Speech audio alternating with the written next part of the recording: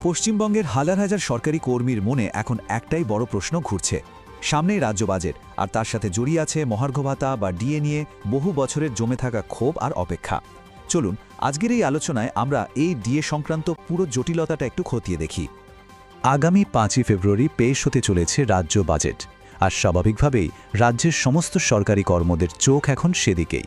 যদিও এটা কিন্তু একটা পূর্ণাঙ্গ বাজেট নয়, লোকসভা ভোটের আগে এটা আসলে একটা ভোট অন অ্যাকাউন্ট, মানে আগামী কয়েক মাসের সরকারি খরচের জন্য একটা অনুমোদন নেওয়া আর কি। তা সত্ত্বেও ডিএ নিয়ে সবার মধ্যে কিন্তু একটা আশা আর আশঙ্কার দোলাচল চলছেই। কিন্তু প্রশ্ন হলো, একটা অন্তর্বর্তী বাজেটকে ঘিরেও এত আলোচনা কেন? কেন এটা রাজ্য সরকারি কর্মীদের জন্য এতটা গুরুত্বপূর্ণ হয়ে উঠেছে? আসলে পেছনের কারণটা একটাই, আর সেটা হলো ডিএ, অর্থাৎ মহার্ঘ ভাতা। তাহলে চলুন বিষয়টার একটু গভীরে যাওয়া যাক। এই ডিএ নিয়ে ক্ষোভটা ঠিক কোথায়, আর কেনই বা এটা বছরের পর বছর ধরে বেড়েই চলেছে? দেখুন, ব্যাপারটা কিন্তু আজকের নয়। বছরের পর বছর ধরে কেন্দ্রীয় হারে ডিএর দাবিতে আন্দোলন চলছে। তার ওপর কেন্দ্র আর রাজ্যের ডিএর মধ্যে ফারাকটা দিনকে দিন বেড়েই চলেছে। সুপ্রিম কোর্টের ডিএ মামলাটা শুনানি শেষ হলেও রায় এখনও আসেনি। সব মিলিয়ে সরকারি কর্মীদের মধ্যে কিন্তু হতাশা আর ক্ষোভ ক্রমশ জমাট বাঁধছে। এখন সবচেয়ে বড় প্রশ্ন হল, কেন্দ্র আর রাজ্যের মধ্যে এই মহার্ঘ ভাতার ফারাকটা ঠিক কত? চলুন সংখ্যাগুলো একবার দেখে নেওয়া যাক, তাহলেই বিষয়টা পরিষ্কার হয়ে যাবে। তার আগে চলুন ঝট করে একবার মনে করে নিই ডিএ জিনিসটা ঠিক কী। মহার্ঘ ভাতা বা ডিএ হলো এমন একটা ভাতা যা সরকারি কর্মীদের দেওয়া হয়। কেন? কারণ বাজারে জিনিসপত্রের দাম তো বেড়েই চলে, মানে মুদ্রাস্ফীতি হয়। সেই বাড়তে থাকা জীবনযাত্রার খরচের সাথে মানিয়ে নিতেই এই ভাতাটা দেওয়া হয়। আচ্ছা, এবার আসল জায়গায় আসা যাক। বর্তমানে ফারাকটা ঠিক কোথায় দাঁড়িয়ে? দেখুন, কেন্দ্রীয় সরকারি কর্মচারীরা এখন সপ্তম বেতন কমিশনের সুপারিশ অনুযায়ী 50% হারে ডিএ পাচ্ছেন, আর অন্যদিকে পশ্চিমবঙ্গ সরকার ষষ্ঠ বেতন কমিশনের নিয়ম মেনে কর্মীদের ডিএ দিচ্ছে মাত্র 14%। যারা হয়তো জানেন না তাদের জন্য বলে রাখি, এই বেতন কমিশন হলো একটা কমিটি যা সরকারি কর্মীদের বেতনের কাঠামো ঠিক করে। এই ছবিটা দেখলে এই ব্যাপারটা আরও জলের মতো পরিষ্কার হয়ে যাবে। একদিকে দেখুন কেন্দ্রের 50% বিশাল বার, আর তার পাশে রাজ্যের মাত্র 14%। এই আকাশ-পাতাল পার্থক্যটাই কিন্তু সব ক্ষোভ আর বিতর্কের মূল কারণ। তাহলে আসল ফারাকটা কত দাঁড়ালো? পুরো 36%।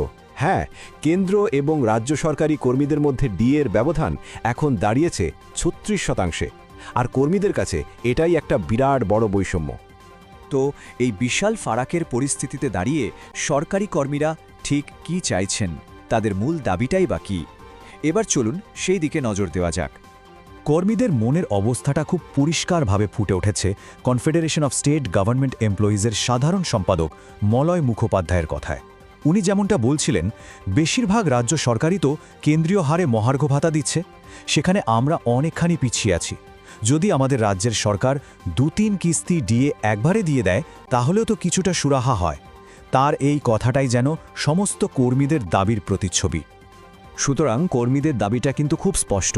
তারা শুধু এক কিস্তির সামান্য ডিএ ঘোষণায় আর সন্তুষ্ট নন। তাদের দাবি হলো, এই পরিস্থিতি সামাল দিতে হলে একবারে 2 বা 3 কিস্তি ডিএ ঘোষণা করতে হবে, যাতে এই বিরাট ফারাকটা কিছুটা হলেও কমে আসে। কর্মীদের দাবি তো আমরা জানলাম, কিন্তু এই বিষয়ে রাজ্য সরকারের আগের বাজেটগুলোর দিকে তাকালে কি ছবি দেখা যায়? চলুন বিগত কয়েক বছরের ট্রেন্ডটা একবার দেখে নিই। বিগত বাজেটগুলোর দিকে তাকালে একটা প্যাটার্ন কিন্তু বেশ পরিষ্কার। যেমন ধরুন, 2023 সালের বাজেটে 3% ডিএ বাড়ানোর ঘোষণা হয়েছিল। আবার এই তো সেদিন, মানে 2024 সালের জানুয়ারিতে আরও 4% ডিএ ঘোষণা করা হলো। অর্থাৎ একটা ট্রেন্ড স্পষ্ট যে প্রতি বছর বাজেটের সময় বা তার আশেপাশে অল্প পরিমাণে ডিএ বাড়ানো হয়, যা কর্মীদের মূল দাবির থেকে অনেকটাই কম। তাহলে সব মিলিয়ে আমরা কোথায় এসে দাঁড়ালাম? 5ই ফেব্রুয়ারির বাজেটে ঠিক কি হতে পারে? কোন কোন বিষয়গুলোর দিকে আমাদের বিশেষ করে নজর রাখতে হবে? মূলত দুটো জিনিসের দিকে কিন্তু সবার নজর থাকবে। প্রথমত, সরকার যদি ডিএ ঘোষণাই করে, তাহলে তার পরিমাণটা কত হবে? সেটা কি ওই পুরনো ট্রেন্ড মেনে 3 বা 4%ই হবে, নাকি কর্মীদের দাবিকে সম্মান দিয়ে তার থেকে বেশি কিছু হবে? আর দ্বিতীয়ত, রাজ্যের ষষ্ঠ বেতন কমিশনের মেয়াদ তো শেষ হয়ে গেছে, তাই বাজেটে নতুন অর্থাৎ সপ্তম বেতন কমিশন গঠন নিয়ে কোনো ঘোষণা আসে কিনা সেই জল্পনাও কিন্তু চলছে। শেষ পর্যন্ত প্রশ্নটা কিন্তু একটাই, এবারের বাজেট কি সরকারি কর্মদের দীর্ঘদিনের এই ক্ষোভ মেটাতে পারবে, নাকি কেন্দ্র আর রাজ্যের মধ্যেকার এই ৩৬% বিশাল ফারাকটা একই রকম থেকে যাবে? উত্তরটা পাওয়ার জন্য আমাদের ৫ই ফেব্রুয়ারি পর্যন্ত অপেক্ষা করতেই হবে।